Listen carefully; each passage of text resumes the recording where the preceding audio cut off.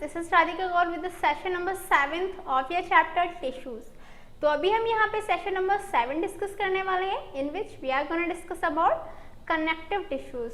As I told you, animal cells में epithelial tissues, connective tissues, muscular tissues and nervous tissues, ये चारों types होते हैं हमारे एनिमल टिश्यूज के. क्लियर. एपिथेलियल टिश्यूज के बारे में हम ऑलरेडी सेशन नंबर 6 में डिस्कस कर चुके हैं. एपिथेलियल टिश्यूज के टाइप्स के बारे में भी हम वहाँ पे डिस्कस कर चुके हैं. But in this session we are gonna talk about connective tissues. Clear. So here what are connective tissues? Connective tissues is a major supporting tissue in the animal body. जो एनिमल बॉडी रहती है उसमें सबसे major supporting tissues जो होते हैं वो connective tissues रहते हैं. As the name indicates, this tissue connects one tissue with another tissue. As you know, connective का मतलब कनेक्शन रखना. क्लियर. तो कनेक्शन से आप समझ सकते हो ये टिश्यूज का क्या काम होता है.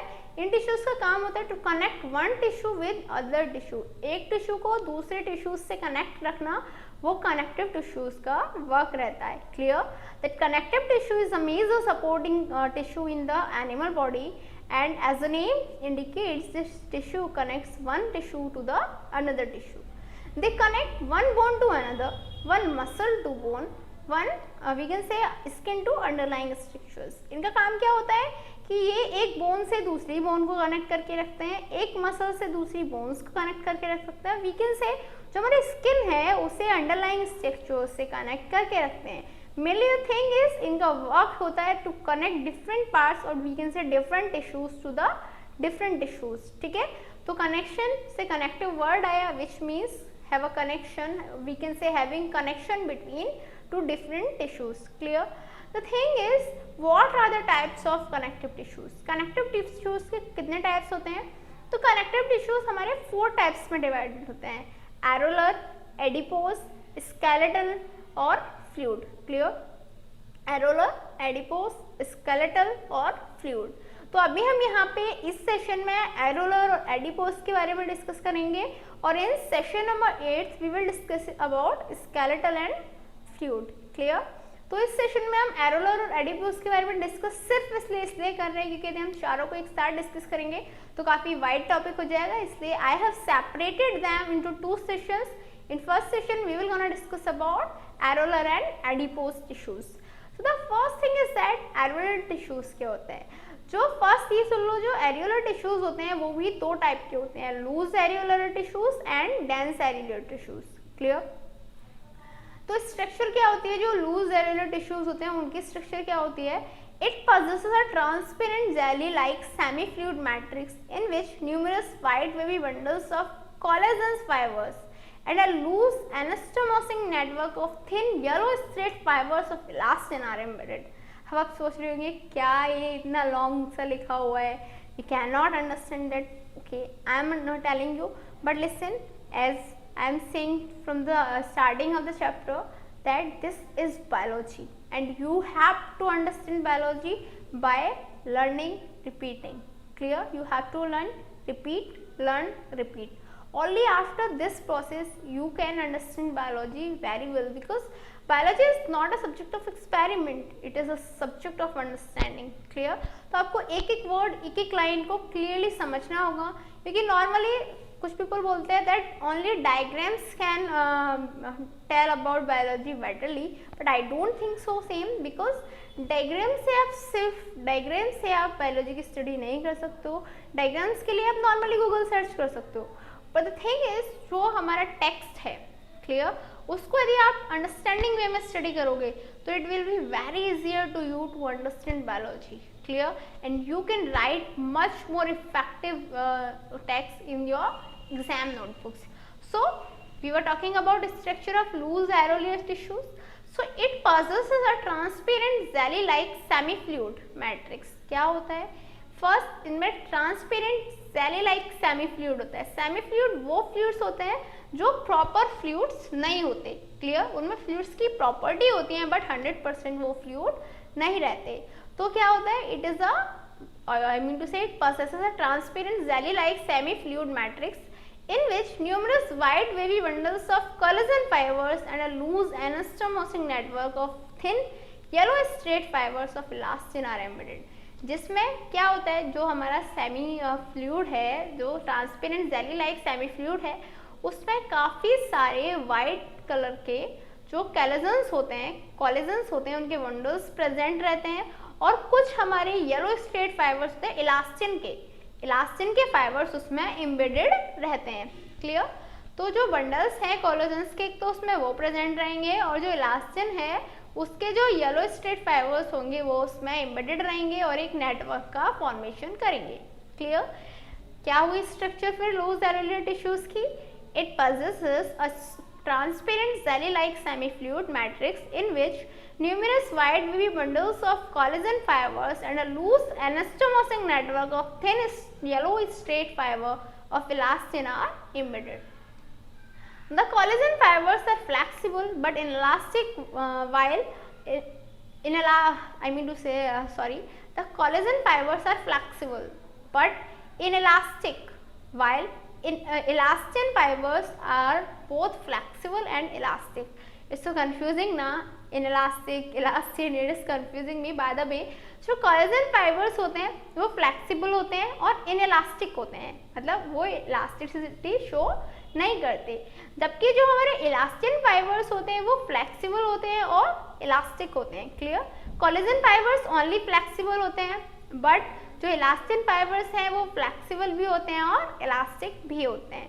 इन addition to these two types of fibres, a third type of fibre called reticular fibres are also present. हमने कोलेजन फाइबर और जो इलास्टिन फाइबर्स है उनके बारे में तो डिस्कस कर लिया, बट इन दोनों के साथ एक थर्ड टाइप के fibres that is reticular fibres भी इसमें प्रेजेंट रहते हैं, जिनका फंक्शन क्या होता है? These are very thin fibres, वो काफ़ी थिन फाइबर्स होते हैं, प्रेजेंट अराउंड ब्लड वेसल्स, जो ब्लड वेसल्स के अराउंड प्रेजेंट रहते हैं और नर्व्स के अराउंड प्रेजेंट रहते हैं। क्लियर? जो रेटिकुलर फाइबर्स होते हैं वो किस किस के अराउंड प्रेजेंट रहते हैं? ब्लड वेसल्स के एंड नर्व्स के। ये तो हो गई स्ट्रक्चर लूज एरेलियर टिश्यूज की। अब बात आती है जो लूज एरेलियर टिश्यूज हैं उनकी अक्रेंस कहाँ पे होती है? Loose areolar tissues is found around all the organs of the body. जो हमारी बॉडी के ऑर्गन्स हैं उनमें ऑलमोस्ट सब में हमें लूज एरेलियर टिश्यूज मिल जाएंगे।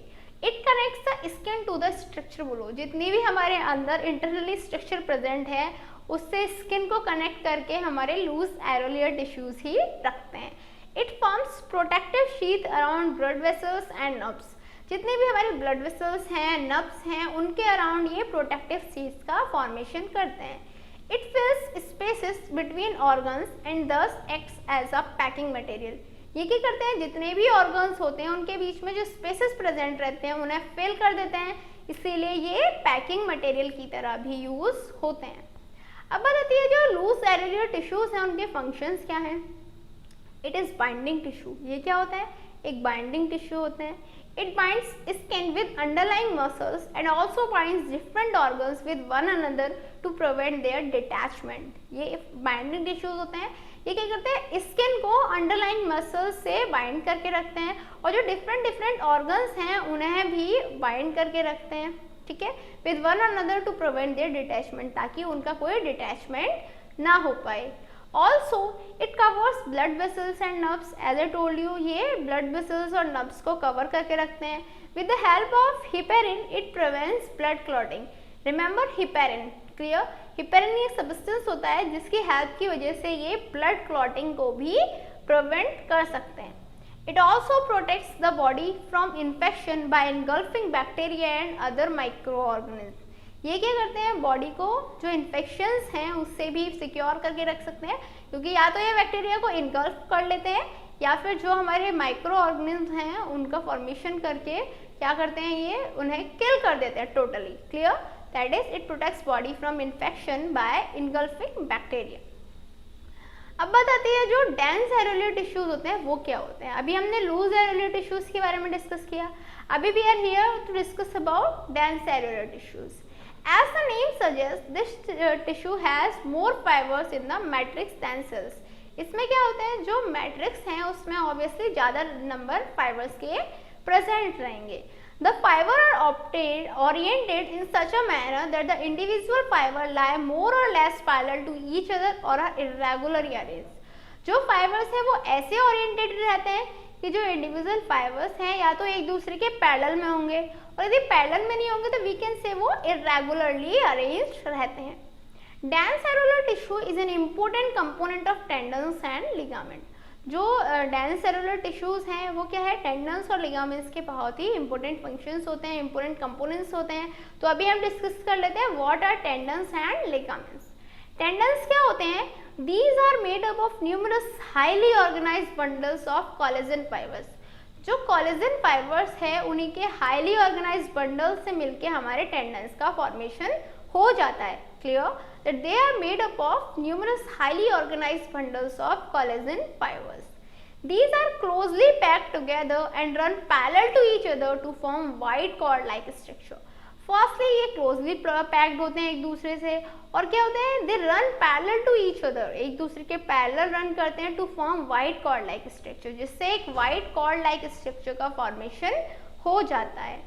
And the tissue is strong, flexible but inelastic. ये स्ट्रॉन्ग होते हैं, फ्लेक्सिबल भी होते हैं, बट इनइलास्टिक होते हैं। They can not be elastic, I mean to say they can not show elasticity property. Tendons connect bones to muscles. ये क्या करते हैं, बोन्स को मसल्स से कनेक्ट करके रखते हैं। When muscles contract and relax, tendons have in moving the bone. अभी आपने देखा है जब हम मसल्स का कॉन्ट्रैक्शन होता है या रिलैक्सेशन होता है तो वो किसकी वजह से पॉसिबल हो पाता है, टेंडन्स की वजह से हो पाता है, क्योंकि जो टेंडन्स हैं वो मूव को बोन करने में हेल्प कराते हैं। क्लियर, तो that was all about tendons. Now coming to the thing ligaments. Ligaments क्या होते हैं? Ligaments are composed of loose network of irregularly arranged and branched yellow elastic fibers which gives elasticity to ligaments। जो ligaments होते हैं वो loose network होते हैं, irregularly arranged branch, जो मेनली इनमें क्या होता है, branch yellow elastic fibers, elastin fibers present रहते हैं, वो भी irregularly manner में। ये क्या होता है, क्योंकि इसमें elastic fibers प्रेजेंट रहते हैं, elastin fibers प्रेजेंट रहते हैं, this is the reason they shows elasticity। Clear, they give elasticity to the ligaments। Besides these, collagen fibers are also present which gives strength to ligaments। जो ligaments होते हैं उनमें collagen fibers भी present होते हैं, जिनकी वजह से जो ligaments हैं उनमें strength आ जाती है। तो clear, जो elastin fibers है उनके present होने की वजह से ligaments में elasticity की property आ जाती है, और कोलेजन फाइबर्स की प्रेजेंट होने की वजह से जो लिगामेंट्स हैं उनमें स्ट्रेंथ प्रोड्यूस हो जाती है। Clear, that was all about tendons and ligaments. Now we have to understand about adipose tissue. Clear, तो अब फर्स्ट हम डिस्कस कर लेते हैं about structure of adipose tissue.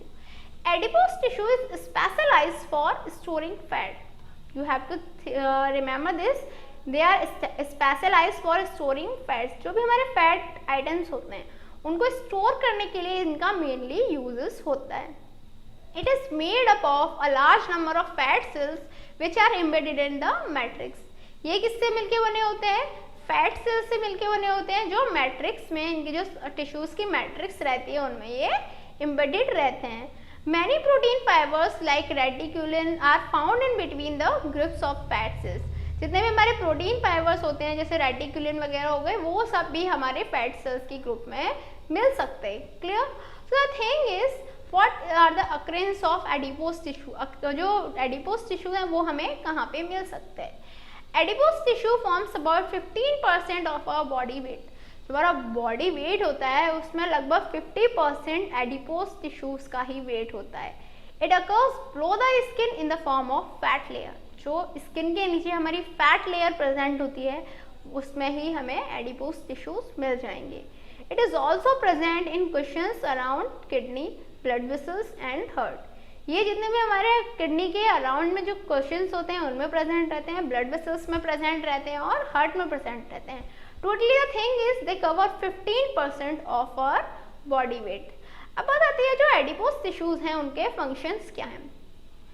Adipose tissues serve as fat reservoir of the body. As I told you, mainly ये fat को contain करके रखते हैं, तो इन्हें हम फैट रिजर्वियर कह सकते हैं बॉडी का। The adipose layer below the skin acts as insulator against heat loss. जो एडिपोज लेयर होती है स्किन के नीचे वो क्या करती है, इंसुलेटर की तरह वर्क करती है against the heat loss, and therefore it has an important role in maintaining the body temperature. This is the reason, इसकी वजह से क्या होता है जो बॉडी टेम्परेचर है वो मेंटेन रह पाता है। It provides proper shape and figure to the animal body. जो हमारी एनिमल्स बॉडी होती है, ह्यूमन हो या एनिमल हो, नो मैटर, हम भी एनिमल टिश्यूज ही रखते हैं, तो ये क्या करते हैं, जो प्रॉपर शेप है, फिगर है, वो भी इन्हीं का वर्क होता है, यही उन्हें प्रोवाइड करते हैं। Clear? So it's a time for challenging question mark and today's question is what are the functions of areolar tissues. जो एरियोलर टिश्यूज हैं उनके फंक्शंस क्या होते हैं? Your time start now. 1 2 3 4 5 time's up. So have you answered this in your mind? Let's check out. It is binding tissue, as I told you. First ये binding tissue होते हैं. It binds skin to underlying tissues and different organs with one another. इनका work क्या होता है? ये skin को जो टिश्यूज हैं उनसे बाइंड करके रखते हैं, जो अंडरलाइंग टिश्यूज हैं उनसे बाइंड करके रखते हैं, और डिफरेंट ऑर्गन्स को एक दूसरे से बाइंड करके रखते हैं। Mainly these are the binding tissues which binds underlying tissues to the skin and different organs with one another. So what did we learn today? आज हमने कनेक्टिव टिश्यूज के बारे में पढ़ा। कनेक्टिव टिश्यूज में भी हमने यहाँ पे दो connective tissues, that is areolar tissues and adipose tissues के बारे में डिस्कस किया। In next session we will gonna discuss about cartilage and bone, I mean to say skeletal and fluid tissues. Till then, good luck.